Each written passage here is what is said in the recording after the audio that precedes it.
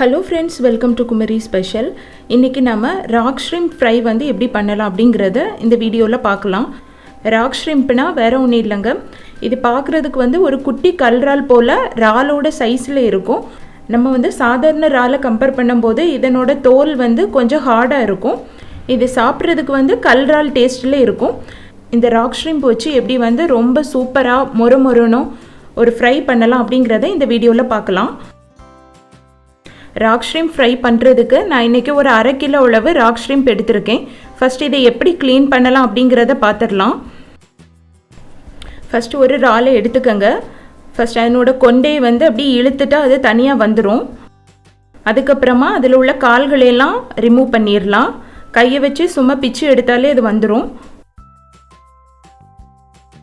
Next ஒரு scissor வச்சு அதனோட பின்பகுதியை லைட்டாக கட் பண்ணிவிட்டு உள்ள சதையை மட்டும் வெளியே தனியாக எடுத்துருங்க.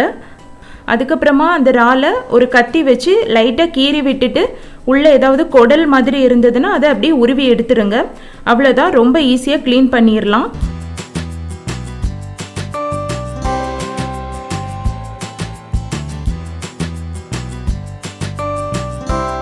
இந்த க்ளீன் பண்ணுறதுல ஃபஸ்ட்டு மெத்தட் இது. இன்னொரு வேலையும் நீங்கள் க்ளீன் பண்ணலாம். அதுக்கு ஒரு பாத்திரத்தில் வந்து தண்ணியை நல்லா கொதிக்க விடுங்க. அது தண்ணி கொதிக்க ஆரம்பித்ததும் இந்த இறாலை வந்து உள்ளே போட்டு ஒரு 2-3 நிமிஷம் லைட்டாக வேக வச்சுட்டு அதுக்கப்புறமா ஸ்டவ்வை ஆஃப் பண்ணி மூடி வச்சுருங்க. அது ஆறுன அப்புறமா எடுத்து நம்ம இதே மெத்தடில் க்ளீன் பண்ண வேண்டியது தான். இந்த செகண்ட் மெத்தடில் வந்து நம்ம தண்ணிக்குள்ளே போட்டதுமே இந்த இறாலோட கலர் வந்து நல்ல ஒரு ஆரஞ்சு கலரில் மாறிடும். ஸோ உங்களுக்கு எந்த மெத்தடில் ஈஸியாக இருக்குதோ அந்த மெத்தடை யூஸ் பண்ணி இதை வந்து க்ளீன் பண்ணிக்கோங்க.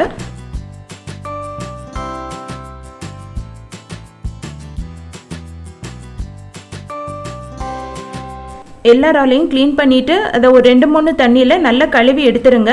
இனி ஃப்ரை பண்ண ஆரம்பிச்சிடலாம். அதுக்கு ஒரு டேபிள் ஸ்பூன் அளவு காஷ்மீரி வத்தல் பொடி, ஒரு 1/4 டீஸ்பூன் அளவு மஞ்சள் பொடி, ஒரு டீஸ்பூன் அளவு மல்லிப்பொடி, ஒரு 1/2 டீஸ்பூன் அளவு கரம் மசாலா பொடி, ஒரு 1/4 டீஸ்பூன் அளவு சீரக பொடி,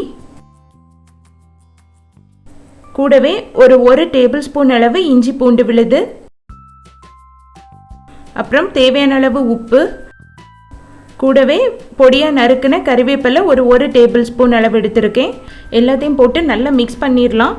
உங்களுக்கு வேணும்னா இது கூட ஒரு டேபிள் ஸ்பூன் அளவு மல்லி இலை வேணும்னா பொடியாக நறுக்கி ஆட் பண்ணிக்கோங்க.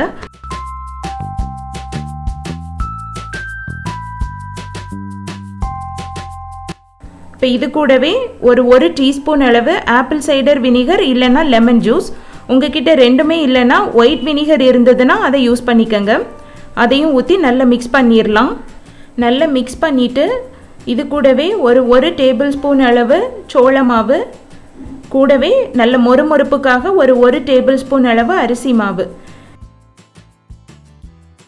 எல்லாத்தையும் போட்டு நல்லா மிக்ஸ் பண்ணிவிட்டு இதில் கொஞ்சமாக தண்ணி விட்டு அதையும் சேர்த்து நல்லா மிக்ஸ் பண்ணிடலாம்.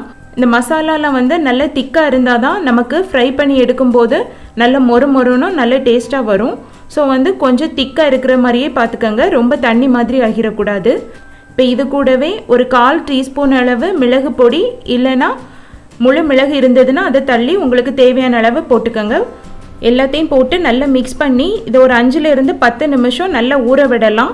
இது ஆப்ஷனல் தான். உங்களுக்கு உடனே ஃப்ரை பண்ணணுன்னாலும் ப்ராப்ளம் இல்லை, உடனே ஃப்ரை பண்ணிடுங்க. இப்போ ஒரு பேனில் பொரிக்கிறதுக்கு தேவையான அளவு எண்ணெய் விட்டு நல்லா சூடாக விடலாம். நான் இன்றைக்கி டீப் ஃப்ரை பண்ணுறதுனால கொஞ்சம் எக்ஸ்ட்ராவாக எண்ணெய் எடுத்திருக்கேன். உங்களுக்கு டீப் ஃப்ரை பண்ணாமல் ஷாலோ ஃப்ரை பண்ணுனா போதும் அப்படின்னு நீங்கள் நினச்சிங்கன்னா ஒரு 3-4 டேபிள் ஸ்பூன் அளவு எண்ணெயில் இந்த இறாலையெல்லாம் ஃப்ரை பண்ணி எடுத்துக்கோங்க. எண்ணெய் சூடானதும் ஸ்டவ்வை மிதமான சூட்டில் வச்சுட்டு மசாலா தடவி வச்ச இறால் துண்டுகளையெல்லாம் எண்ணெயில் போட்டு நல்லா ஃப்ரை பண்ணி எடுத்துடலாம்.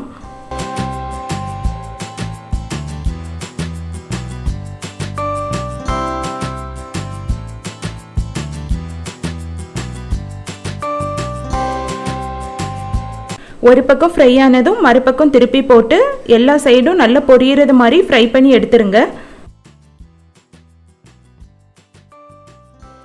இறால்லாம் நல்லா பொரிஞ்சு இந்த மாதிரி நல்ல ஒரு கோல்டன் கலரில் மொறுமொறுன்னு வரணும். அந்த டைமில் நம்ம எண்ணெயெல்லாம் வடிகட்டிட்டு வேறு ஒரு பிளேட்டுக்கு மாற்றி வச்சிடலாம்.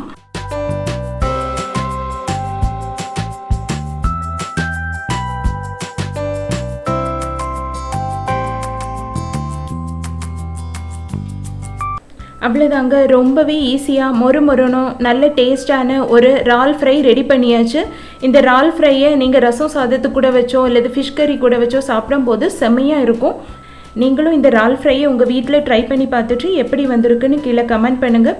இந்த வீடியோ உங்களுக்கு பிடிச்சிருந்ததுன்னா மறக்காமல் குமரி ஸ்பெஷலுக்கு சப்ஸ்கிரைப் பண்ணுங்கள். இன்னும் ஒரு டிஃப்ரெண்ட்டான ரெசிபியோட நெக்ஸ்ட் வீடியோவில் மீட் பண்ணலாம். Until then, bye from Soumya.